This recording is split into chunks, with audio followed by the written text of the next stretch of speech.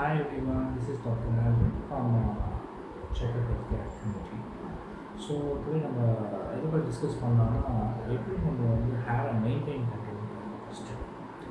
So many பீப்புள்ஸ்க்கு என்ன கம்ப்ளைண்ட்ஸ்னால் நம்ம வந்து எவ்வளோ நாள் வாஷ் பண்ணணும், எத்தனை நாள் வாஷ் பண்ணணும், எவ்வளோ ஃப்ரீக்வெண்ட்டாக வாஷ் பண்ணணும், இது லாட்ஸ் ஆஃப் கம்ப்ளைண்ட்ஸ் இருக்குது.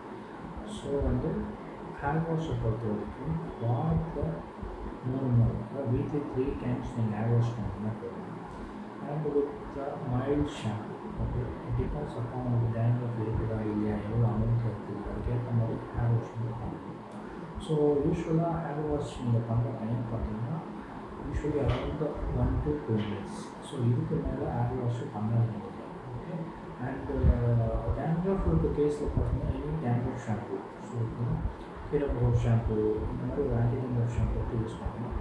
அண்ட் இந்த ஷாம்பு யூஸ் பண்ணும்போது ஓவராக யூஸ் பண்ணக்கூடாது. பிகாஸ் என்ன பண்ணுன்னா இந்த ஸ்கேல்போட ட்ரைனஸ் வந்து இன்க்ரீஸ் பண்ணும். ஸோ ஃபர்தராக பார்த்தீங்கன்னா ஸ்கேல்ப் வந்து ரொம்ப ட்ரையாக ஃபீல் ஆகும் அண்ட் மாய்ஸ்சர் கண்டென்ட் வந்து கம்மியாகும் ஸ்கேல்ப்பு.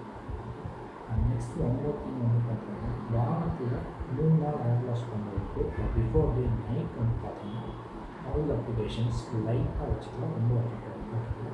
நீங்கள் நிறைய ஆயில் அப்ளை பண்ண பார்த்தீங்கன்னா ஒரு டேண்ட்ரஃப் ஒரு அமௌண்ட் வந்து பில்டப் ஆகும் ஃபர்தராக. ஆஸ் வெல் அஸ் இந்த ஆயில் பாத் பண்ணுறதுக்கு பார்த்தீங்கன்னா நிறைய ஆக்னி ஸ்பாட்ஸ் வந்து ஃபார்ம் ஆக சான்சஸ் இருக்குது ஸ்கின்னில். ஏன்னா நம்மளோட ஆயில் வந்து ஃபுல்லாக அந்த போர்ஸ் ஸ்கின்னில் வந்து நிறைய மைனூட் போர்ஸ் இருக்கும். அந்த போர்ஸில் வந்து ஆயில் க்ளாக் ஆகி ஸோ அது வந்து பிளாக் ஆகி அதுதான் வந்து இந்த பாடிஸ் மாதிரி வந்துட்டு ஃபார்ம் ஆக ஸ்டார்ட் ஆகும். ஸோ அந்த மாதிரி ஆயில் பார்த்தீங்கன்னா அவாய்ட் பண்ணுறோம்.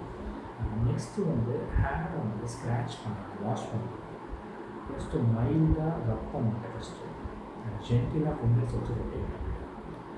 Leave for 30 to 40 seconds. அதுக்கப்புறம் தண்ணி ஊற்றி வாஷ் பண்ணிடுங்க. ஸோ ரஃப்லி 1 to 2 minutes தான் மேக்ஸிமம், அதுக்குமே டைம் இருக்காது.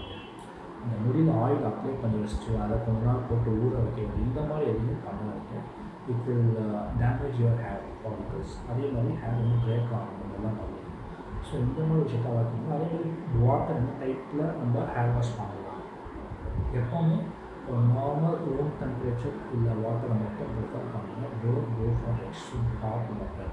ஹாட் வாட்டரில் அவாய்ட் பண்ணுங்க. So it will further damage your follicles. Okay. அதே மாதிரி ஆஃப்டர் ஹேர் வாஷ் பண்ணிட்டு டவலை வச்சு வேகமாக ரப் பண்ணாதீங்க ஸ்கேல்பை. ஸோ ஃபஸ்ட்டு இனிஷியலாக டச்சப் பண்ணிடுங்க. ஒன்ஸ் முடி வந்து நல்லா ட்ரை ஆக தென் யூ வந்து இன்க்ரீஸ் பண்ணுங்கள், ஸ்பீடை இன்க்ரீஸ் பண்ணுங்கள். ஸோ ஃபர்தராக இனிஷியலாக நீங்கள் ஸ்பீடாக போட்டு ரப் பண்ணிங்கன்னா ஃபாலிக்கலோட ஹேர் வெளியாகும். ஓகே. ஸோ இந்த மாதிரி விஷயத்தை அவாய்ட் பண்ணிடுங்க. ஷாம்பூஸ் வந்து எப்போவுமே மைல்ட் ஷாம்பூ. ஓகே. இனிஷியல் ரொம்ப ஷெட் ஆகிட்டு இருக்குது, அதிகமாக ஷெட் ஆகணும்னா like baby shampoo, Himalaya baby shampoo, Johnson baby shampoo, இந்த மாதிரி ஒரு பேபி ஷாம்பு இனிஷியல் டேஸ்ட்டு நீங்கள் ட்ரை பண்ணுங்கள். So this is all I want to share you with today. So next எபிசோடில் நெக்ஸ்ட்டு என்ன கேர் பண்ணணும் அப்படின்னா நான் ஃபோர்டாக எனக்கு எக்ஸ்பிளைன் பண்ணுவேன். For any queries just contact me or call